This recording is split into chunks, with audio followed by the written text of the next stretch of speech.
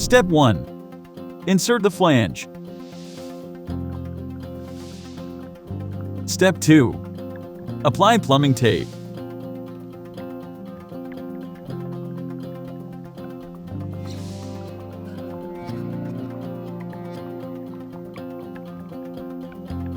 Step 3. Proceed to connect the valve to the water supply.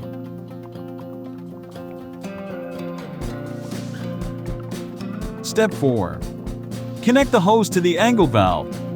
Do not apply any plumbing tape or sealants on the thread.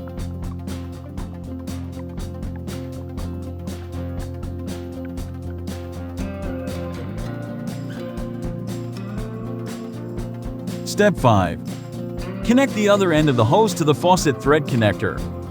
Do not apply any plumbing tape or sealants on the thread.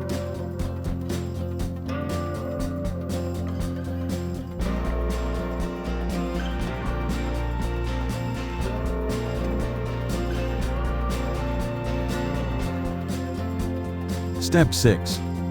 After installation is completed, turn on the main water supply, open the new valve, and check for leaks.